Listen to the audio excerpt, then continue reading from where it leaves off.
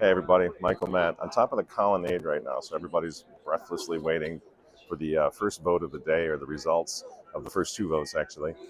And I think the way they're going to do it is there will be no smoke if there's no verdict, if you will, and there'll be white smoke if there is a pope. So I thought while we're waiting, you can kind of see here. This is so if we're orienting conciliationes down here, this is the piazza below us, and then we can kind of take a walk up this way. It's kind of a nice view. You can't really see the Sistine. I can tell you, the Sistine Chapel's there. It's if you look at the clock, you see the clock up there. Just go to the right, and you see that little kind of triangular roof. That's the Sistine, but the little metal chimney is being blocked from our view right now. But that's where it is, and that's where the smoke will come from. And then if you just come this way, you can see over here now is the Pope's. These are the old apartments, the papal apartments.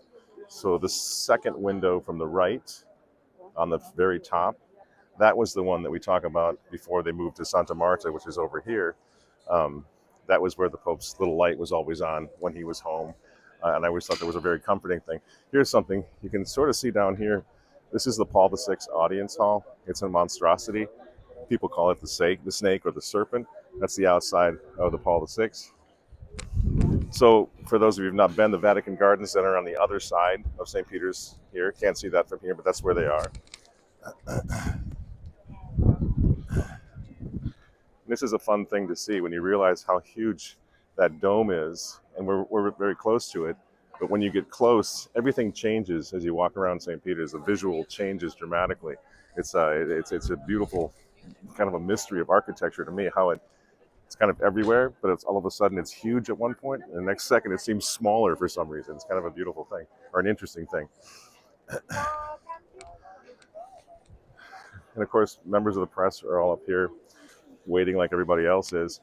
But I think maybe of interest would be this. You can see those red drapes. Of course, that's the loggia. So that's what everybody's waiting for. They're waiting for those. After there'll be smoke today, maybe tonight, perhaps. There'll be a pause. There'll be where everybody kind of gets ready to be introduced to the Pope. And what they'll do is they have to dress him, and hopefully they're going to put the traditional vestments on this time. And then they'll come out and they'll announce him from the loggia, whoever it is, and then he comes out and please God will give the blessing and will meet the Pope for the first time. But that's where all eyes, after the smoke comes up, all eyes really of the whole world are going to be on that loggia to see who the next Pope is going to be. So we're just waiting here like everyone else, but thought you might enjoy sort of the bird's eye view of the scene as the whole world waits for the next Pope. Thanks very much.